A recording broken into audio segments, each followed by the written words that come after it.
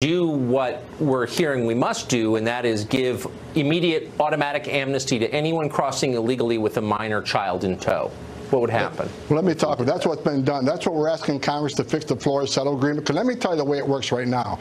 Under the Flores settlement agreement, if a family comes in our custody, we can hold them for less than 20 days. We release them. Most of them won't show up in immigration court. Immigration court last year issued over 40,000 orders in absentia. That means these people didn't show up.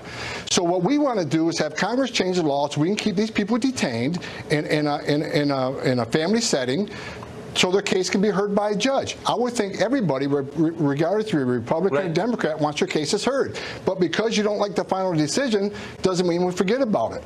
Because last year when we actually went to look for these families who got final orders in absentia, I got hundreds of letters saying, how dare you put your finite resource looking for women and children? I'm like, wait a minute. You wanted them to have due process at great taxpayer expense. Because you don't like the decision, let's forget about it. That's not the way we work. Mr. Truman, thank you for joining us tonight. I appreciate it. I appreciate you, sir. Don Rosenberg knows what it's like to be separated from a child involuntarily. His son was killed by an unlicensed illegal immigrant driver. Don Rosenberg joins us tonight. Don, thank you for coming on. I should say, just for context, because I don't think this is a political issue or needs to be one. I don't think you're a Republican or any kind of conservative. So I don't think you necessarily have a political axe to grind. But looking today at the response in the media to our immigration policy, what's your reaction? Well, I've been furious about the Democratic response to illegal immigration ever since this happened to my son. They refuse to talk to me. They refuse to talk to anybody. They never acknowledge. I mean, I've never heard one Democrat in the last 7.5 years since I've been doing this acknowledge any crime directly, except when they're sitting in a congressional hearing and it's their constituents who's been killed.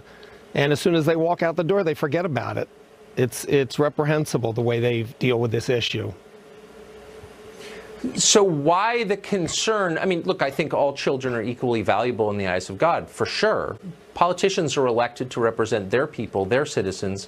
Why do you think they seem more interested in the children of foreign nationals than American children? Votes and money. Very simple. That's it. They don't care about them either. Out here in California, you know, we've got the sanctuary state, and Kevin De Leon is happy when people that have, you know, quote unquote, haven't committed a crime are deported, because it gives them all something to scream and yell about. It's just the whole thing is so backwards, it's hard to believe. But the problem is that much of the news media fails to report the truth. I mean, it wasn't until today, till they started talking about Flores. All they kept saying is, oh, well, they can be together, you can let them go. And obviously that's not possible without, as Director Homan said, you got to let them all go, and then they never show up. Well, exactly. Don, thank you for joining us and for your perspective. I appreciate it. Thanks so much. Congressman Vicente Gonzalez is a Democrat representing Texas. He recently toured a border detention facility. He joins us tonight. Congressman, thank you for coming on. You've got a lot of citizens, American citizens, in your district who've been separated involuntarily from their children. One of them is named Alicia Delgado. She was convicted of manslaughter. She says she was defending her son in self-defense, and she's in prison. She's from your district. She's one of your constituents. I don't think she's married. Her son is very young. He has no family. Have you visited him? Well, I have not even heard of him. Okay, so otherwise I would try to reach out to every child. But this is not we're talking about a crisis that's happening on the border of hundreds and thousands of kids that are showing up to a border. It's not about just our constituents who get in trouble, who get separated. Most of the folks who are coming across have no prior criminal history. They're coming here because of failed American policy, which actually I'm shocked that we're not talking about how we got here. We're talking about the children at the border. Wait, I'm a little concerned. I'm sorry. You may need to speak a little more slowly. Tell me once again why the concerns of foreign nationals are more important than those of your own constituents. Because we have over 1 million I'm concerned about people behind bars in the United States who've been separated from their kids.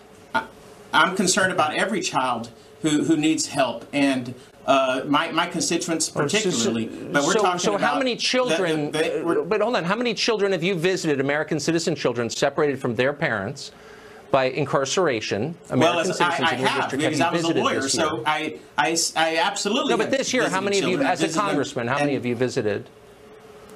That have parents that are in jail?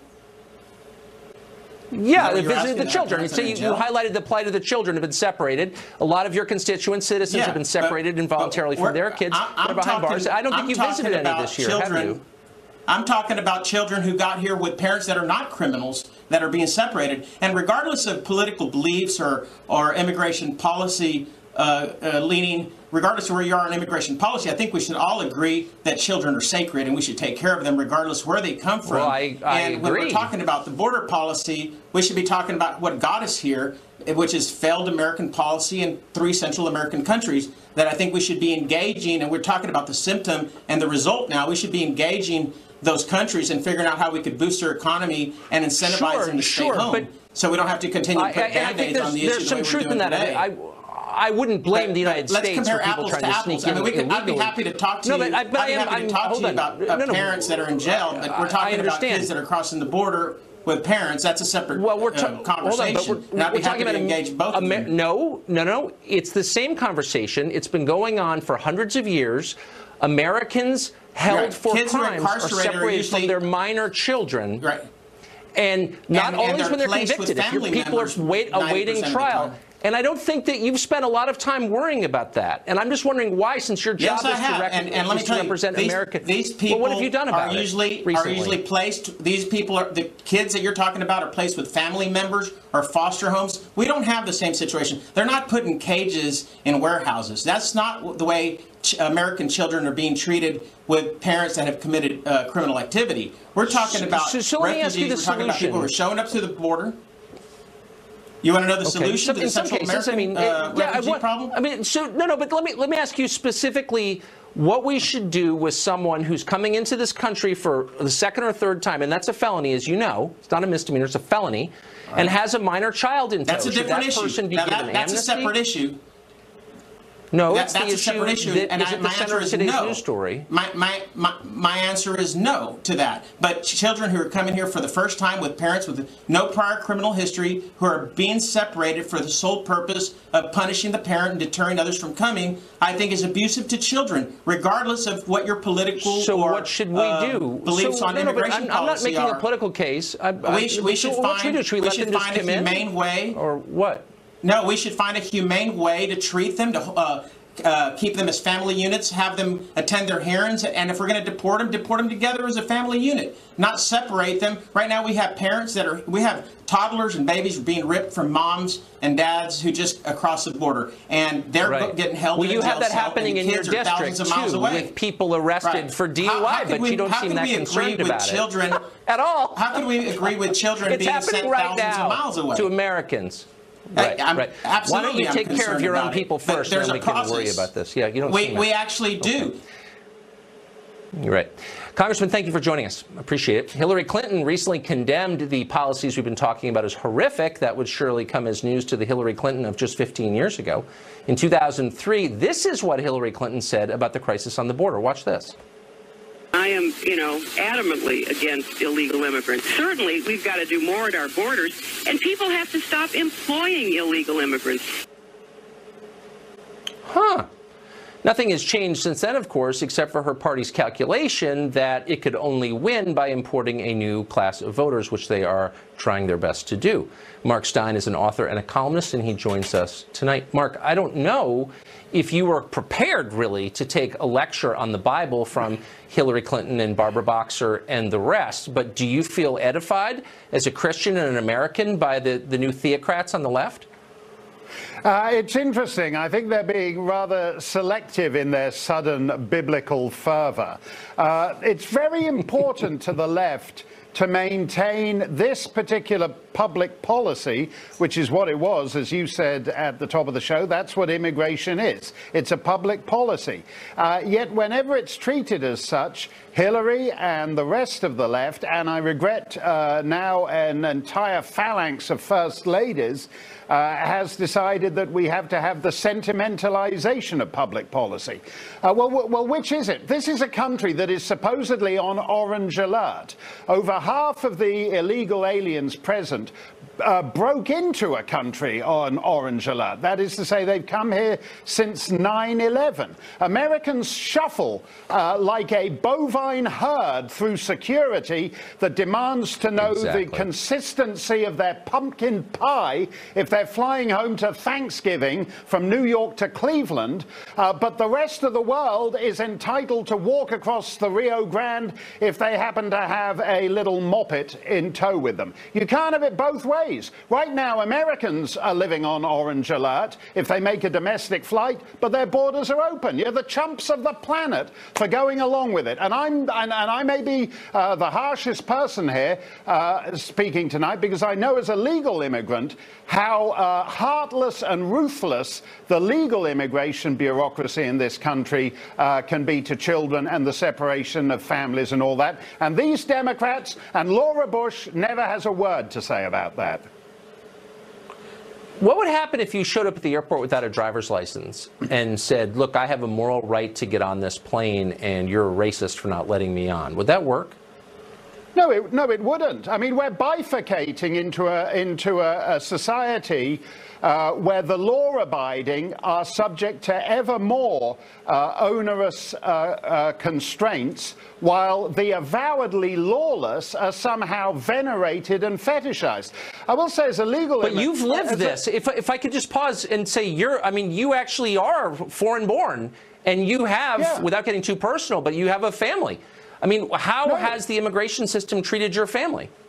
Well, I'll tell you, I was crossing at Derby Line, Vermont one time. I won't go into all the details, but the rather officious twerp at the border threatened to call ICE and have my daughter deported. And he said then she'd be in Canada and you'd be stuck here in America. And I said I wouldn't be much of a father if I did that, because I'll tell you, 10 minutes after you deport her, I'll be back in whatever country you deport her to. Because if the price of being in America is that I have to be separated from my children, then I pass. And I am surprised, frankly. We're told these are just hard-working people are being snatched from the bosoms of their mothers. It's awful. It's heartbreaking. Why don't we just say at the border, well, you can't come in, but if you do, your children will be taken from you. And why don't these people then say, oh, well, I don't want to be separated from my children. Can I go back across the Rio Grande to the southern shore? This is the difference in treatment between the lawful and the lawless. I can promise you're the only person on television today who's asked that question, and I'm glad that you did. Mark Steyn, thank you. Thanks a lot, Tucker. Well, the press has surpassed even the Democratic Party's professional hacks with their collective meltdown over them to do. Until we recognize that we are operating with a white nationalist government that will take children hostage to get what they want. They come to the border with nothing, and you throw children in cages. You're a parent. You're a parent of young children. Don't you have any empathy for what they go through? All I can say after talking to the people, watching the people, listening to the people, that the Statue of Liberty, I think, is weeping right now. Democratic Party is all for open borders, but their water carriers in the press have taken it a step farther. They're not even trying to hide their opinion that any kind of border enforcement is a Nazi move. Derek Hunter wrote the book, Outrage, Inc., How the Liberal Mob Ruined Science Journalism in Hollywood. It's coming out tomorrow. Derek Hunter joins us tonight. Derek, you spent a year thinking about, researching, and writing about how outrage is ginned up in the media landscape to serve a political purpose. Do you see that at work here? Absolutely. You had played perfect examples of that. They want people to feel. They don't want people to think. I have as much empathy as any other human being. I assume you do too.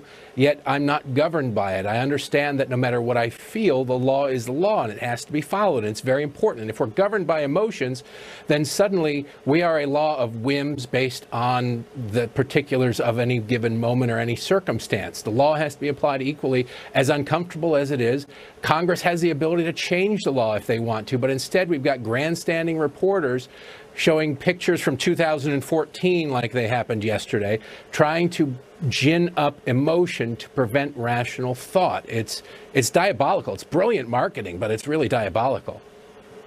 Well, it is marketing, though, because it serves a larger purpose. I mean, a product is being sold here And I would say it's a Democratic Congress is what's being sold here. But it's interesting how these moments like this kind of seem to come out of nowhere. I mean, these policies are long-standing. Long-standing, but all of a sudden, as of yesterday, it's the most pressing thing that ever happened. How does this work? What are the mechanics of it? The liberal politicians gin it up. They need a distraction. They need an issue. If you ask 10 people on the street what the Democrats are running on in November, I think 9 of them wouldn't know, and the 10th wouldn't know there's an election coming in November. So they need to keep people angry and afraid. So they gin up this controversy. The willing participants in the media go immediately and parrot the talking points, roll the B-roll, spew the emotion. They roll out the made-for-TV scientists to spew their studies, and then the Hollywood celebrities come rolling in like the final running back at the end zone push to try and drive it home. It is all about emotion. Nobody is talking about what this happened in the Bush administration or in the Obama administration. It's not even mentioned. If you want to address a problem, one of the things you have to do first and foremost is be honest about it. And they aren't doing that because they don't really want to address the problem. They want to gin up emotion around the problem so that people are motivated to vote. They're afraid. Government's going to come and get you. Michael Steele the other day on MSNBC said that if we don't stop this now, your children could be next. That's insane. He should know better. I know Michael Steele. Normally, he's a rational person, but he's swept up in this, or he's a willing participant. I don't know. I don't care which. But that's the mentality of it. It is all pure emotion, no rational thought. The same thing on race. There are more people who attend the WNBA games, which is the least popular sport on the planet, than are members of the Klan in the country. 330 million people. There are only, the Southern Poverty Law Center says there are only 6,500 members of the Klan. In 1920, Tucker, there were 106 million people in the country and 4 million members of the Klan. If you don't call going from about 3% of the country to a rounding error membership in the biggest racist organization in the country, if you don't call that progress, nothing is progress, and they don't want people to know that there is progress. They're lying. Which they are. I detail it all in the book. Outrage Inc. Out tomorrow. Thank you. Thank you. Even more evidence tonight that efforts by the FBI to spy on the Trump campaign bore fruit. Brown said there was possibly another case of the FBI meddling in the Trump campaign in 2016. In May of that year, Stone says he was approached by a man who went by the name Henry Greenberg. Greenberg wanted to sell the Trump campaign damaging information about Hillary Clinton, he said, claimed from the Russians. Stone says he said to the man, and contemporary texts back this up, Trump never pays for anything, and that was it. Greenberg was apparently an FBI informant for some number of years. Stone now says he believes the entire scheme was an effort by the FBI to set up the Trump campaign. What is the truth here? Andy McCarthy is a former assistant U.S. attorney for the Southern District of New York and a contributing editor at National Review and a very close observer of this story. He joins us tonight. Andy, thanks a lot for coming on. What do you make of this story?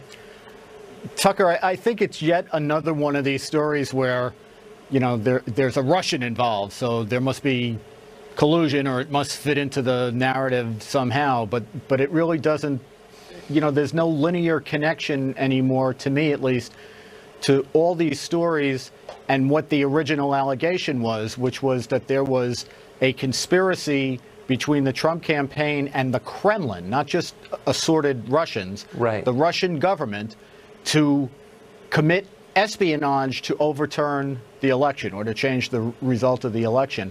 And I think, you know, if there was anything to this particular story, I mean, we'll have to wait to see all the facts come out, but, you know, why aren't people in handcuffs already? You know, why haven't we've had, how many people has he charged? And there's no one been charged with any kind of a collusion offense. Well, no, that's absolutely right. What's so odd about this, though, I mean, what would be the odds of a guy who apparently really had worked for the FBI before? He cited the FBI and listed the cell phone number of an FBI agent in a number of his immigration applications. So apparently he was on their payroll in some capacity. Coming to the Trump campaign, offering secrets from the Russian government, unlikely the Russian government was employing a guy who worked for the FBI. Come on now. And that Mueller would know about this and would seek out the texts that prove that it happened. I mean, what are the odds that that's not an FBI operation? Yeah, well, this guy apparently worked for the FBI for 17 years, according to the reporting that we've heard, and had supposedly, according to his version of it, just ended that relationship in 2013. But in my experience, for what it's worth, there are like officially signed up informants, and then there are informants who, you know, skulk around, listen to stuff, and report back, and suddenly they're informants again. You know, so I think there's an awful lot we have to find out about this. But when I was a prosecutor, I learned not to believe in coincidences. For what it's worth. Well, I stopped believing those long ago. This guy seemed like a skulker, also, for whatever it's worth. Andy McCarthy, thank you. Sure. A trustworthy man on this topic. Good to see you. Thanks. Well, a Chicago public school decided that Career Day was the perfect time to lecture kids, so they brought in a self-proclaimed cop killer. Huh?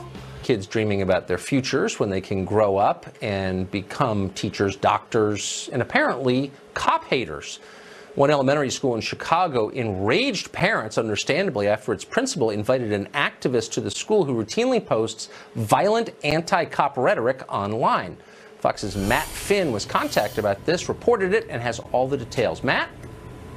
Tucker, that Chicago elementary school principal, Mary Beth Kunat, suddenly retired with just weeks left in the school year. It happened after she invited a police extremist to talk to students at Wildwood Elementary School here in Chicago. That extremist on social media calls himself a radical. In February, when a Chicago police commander was shot and killed execution style, Ethos posted online, "F him and his family." Ethos also posts the term CPDK, which stands for Chicago Police Department Killers. The anti-police extremist refers to cops as pigs and posted about killing all the rich people. Ethos has hatred for police because he alleges that a Chicago police officer killed his friend with a taser. The school principal says she brought in this anti-police extremist to talk to students about his poetry and civic work, but things went off the rails. We talked to one mother whose 3 children listened to Ethos on Career Day. He told them that all the police were bad and all the police wanted to kill people.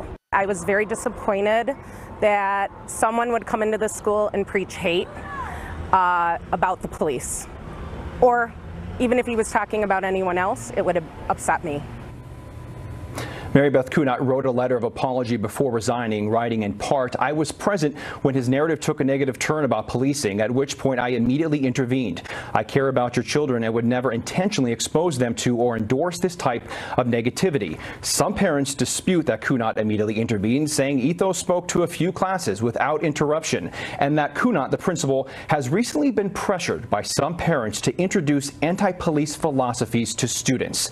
Nearly every parent we talked to said the principal was doing an excellent job, but ended up making this grave mistake. We talked to one Chicago police officer whose children went to the school. He says the Career Day speech was an indoctrination, and now the students have been exposed to Ethos online accounts. Insulted, angry. I can't believe that she didn't vet him properly. Look on his Facebook account, because some of the things that are on his Facebook account are absolutely horrible. Ethos declined our request for an interview. The Chicago School District says it was not aware of Ethos and did not approve him speaking to students. I briefly spoke to Mary Beth Kunat on the phone, and she emphasizes that she suddenly retired and did not resign with many years left in her contract. Tucker. Matt Finn from Chicago, thank you. Well, a jogger in Oakland finally had enough of the city's enormous homeless population and took matters into his own hands to clean up the city. He's being treated, of course, as a criminal rather than as what he is, a victim of failed.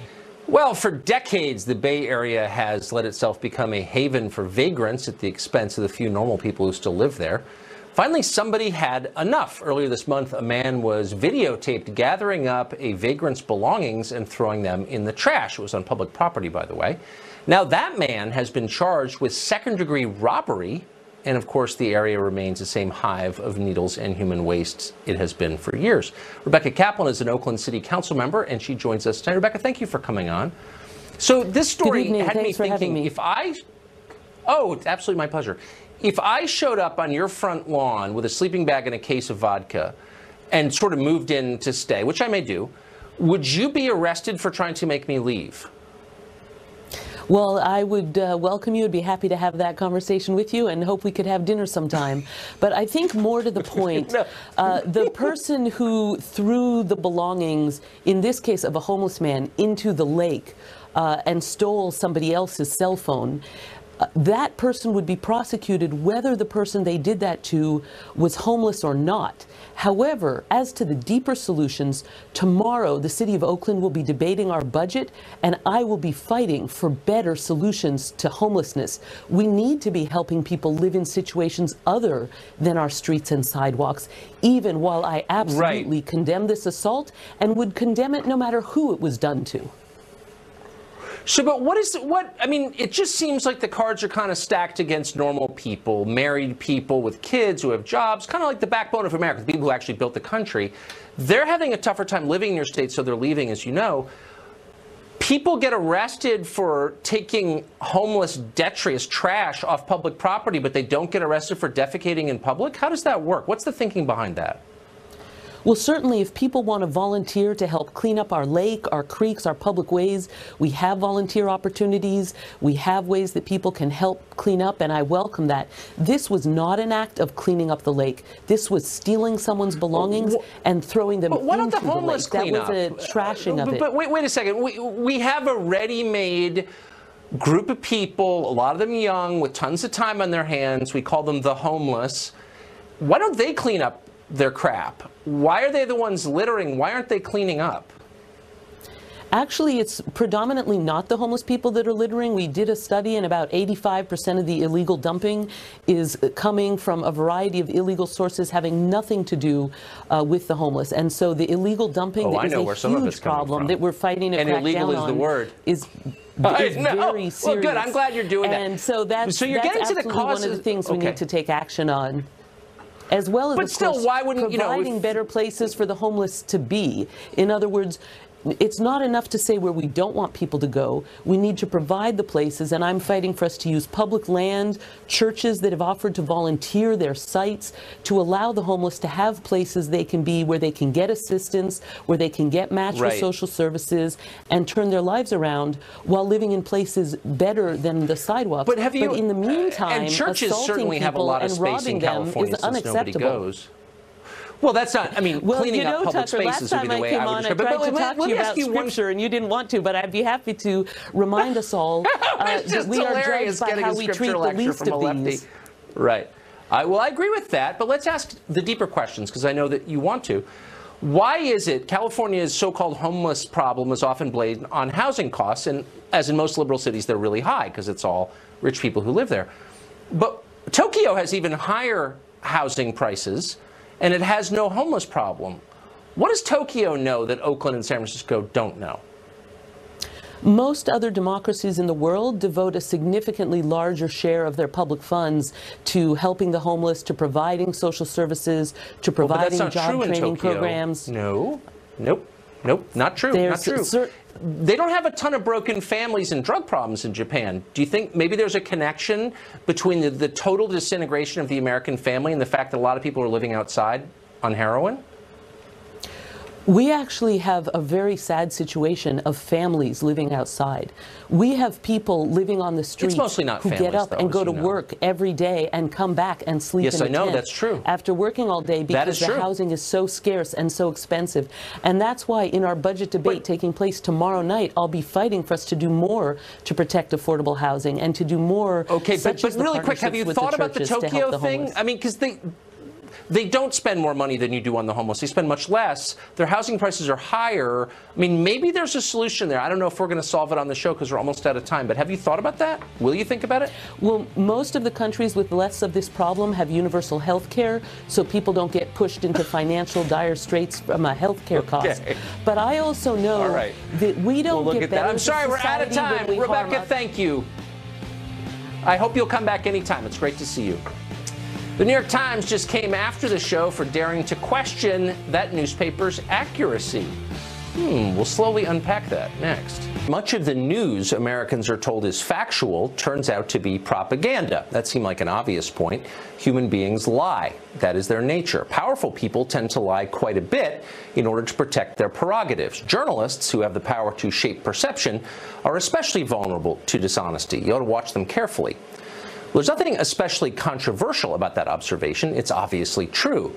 And yet, maybe not surprisingly, a lot of reporters found it deeply offensive. Michael Barbero of the New York Times called it, quote, repugnant. As he put it, it's, quote, literally damaging to our democracy that anyone would doubt the accuracy of his newspaper. Question the New York Times, and America falls apart. Pretty funny. In other news, the Carrier Corporation has announced that it's immoral not to use air conditioning. Buy our product or you're going to hell. In fact, as is so often the case, the opposite is true. Skepticism is not unpatriotic. It is your duty. Principled questions don't destroy democracy, they sustain it. The people in charge don't like to be second-guessed, and why would they? A skeptical population makes their lives more complicated. They'd like you to swallow your medicine without complaint. Shut up and obey. Don't ask questions, accept what you're told, and get back to work. Well, that's a lot to ask, especially coming from the New York Times. There's a lot of interesting detail in that newspaper day to day, and good for them for printing it. But there's also an awful lot of lying, especially about the big things. Remember the New York Times spent an entire year assuring us that Saddam Hussein had weapons of mass destruction? We went to war over that. Many thousands died, and it was a lie. Or how about when the Times told us that Barack Obama's toppling of Muammar Gaddafi would turn Libya into, quote, a productive partner with the West? Well, it'll be interesting to know what the families now being sold in Libya's open slave markets think of that prediction. And who can forget this Times headline from the spring of 1975 when the Khmer Rouge took over Cambodia? Quote, for most, a better life. Well, a third of the population went on to die in genocide in Cambodia. The Times has yet to issue a correction. Nowadays, the Times is hyping the Russia hoax, telling us that Moscow was the greatest threat to this country when it's clearly not. The paper is trying to provoke yet another pointless war in Syria by pushing the claim that Bashar al-Assad gassed his own people. Times reporters pretend to know for certain that that happened, that Assad did it. They don't know that for certain. Once again, they're lying. We could go on.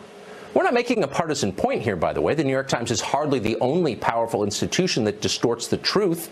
Someday soon, for example, maybe this week, the Republican leadership in the House may announce an amnesty for more than 1 million people in this country illegally. They'll tell you that letting foreigners ignore our laws is good for America. Don't believe them. They're lying.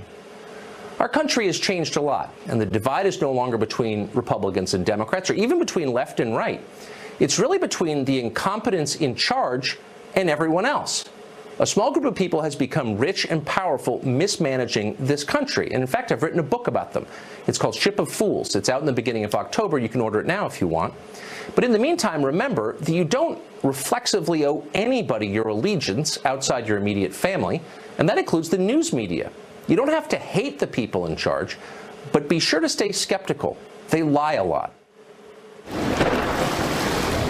Well, that's about it for us tonight. What a great hour that was. Tune in every night at 8 p.m. to the show that is the sworn enemy of lying, pomposity, smugness, and especially groupthink, which is in abundance right now. My word. Have a great night. We'll be back tomorrow at 8 p.m. In the meantime, the great Sean Hannity is back in the United States. They let him in, and he's in New York City for the hour. Hey, Sean. All right, Tucker. Yeah, it is 9 p.m. in New York City, 9 p.m. in our nation's capital, 9 a.m. in Singapore, and thankfully I'm home. Anyway, welcome to Hannity. We are leading with two major developing stories tonight. First, huge breaking news. The House Judiciary Committee announced they will be issuing a subpoena to anti-Trump FBI agent Peter Strzok. Now, the process of the entire state being held accountable is now just beginning. All of this comes as the Inspector General Michael Horowitz and the FBI Director Christopher Wray appeared before the Senate Judiciary Committee today in order to explain Thursday's 500-plus page IG report. Now, days after these findings were released, and we are still uncovering more shocking instances of what is rampant bias, rampant abuse of power at the highest levels of the FBI. And still, Horowitz is somehow claiming the bias didn't impact the Clinton investigation or the Mueller witch hunt, despite example after example of shocking Trump hatred, Hillary love, by the lead investigators that were the same in both cases. Now, we're going to show you why Horowitz is dead wrong and how a two-tiered system of justice in this country sadly is alive and well. And we'll show you why Robert Mueller must now literally wrap up what was an incredibly flawed investigation from day one, conducted by the same high-ranking corrupt investigators who gave Hillary Clinton that get-out-of-jail-free card. And also breaking tonight, the IG confirmed today James Comey, we warned him he's under investigation for mishandling classified information, and we'll explain why he is in serious legal trouble. And next, we'll also dive into the media's new favorite obsession, the so-called policy of separating illegal immigrant families who are detained at the border.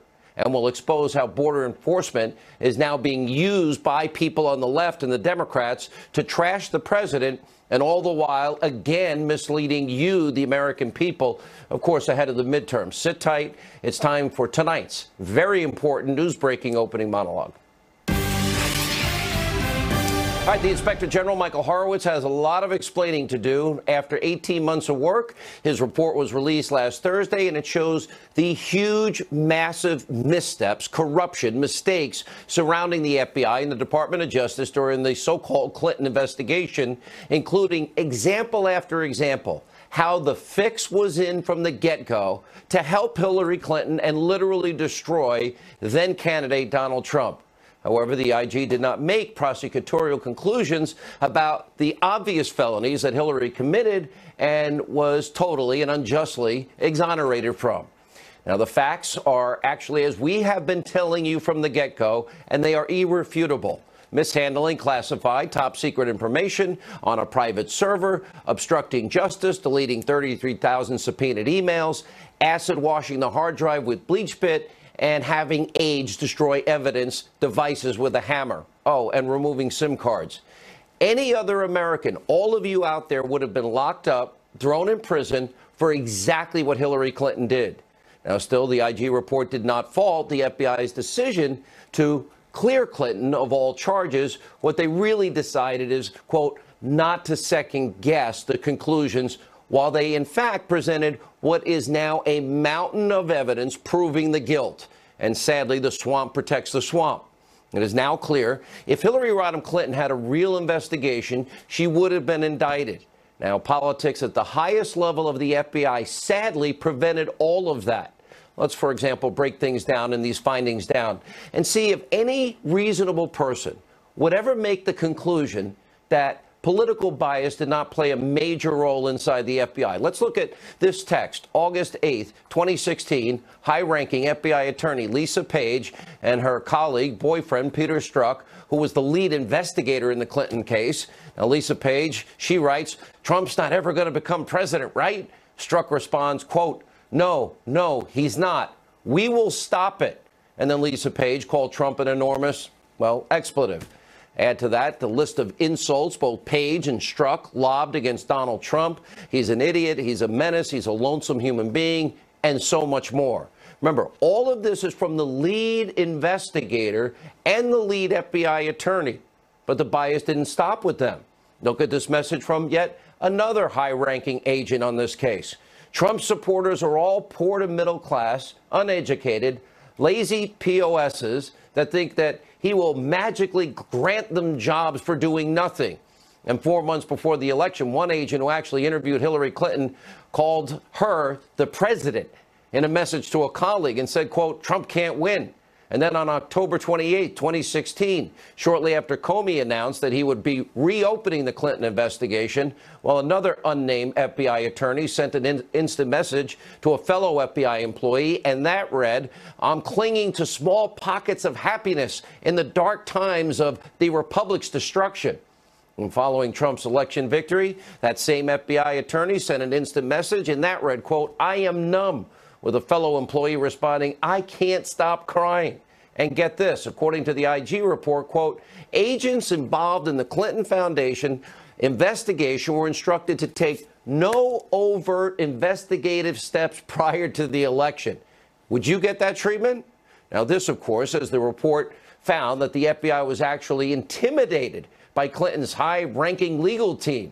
And the report also found that high-ranking DOJ officials tried to get a job for his son in the Clinton campaign, all while sharing, leaking case information about the ongoing server investigation to Clinton campaign chairman John Podesta. It's unbelievable. And by the way, believe it or not, there's so much more. Listen to what Senator Lindsey Graham laid out at today's hearing. He was on fire. Take a look.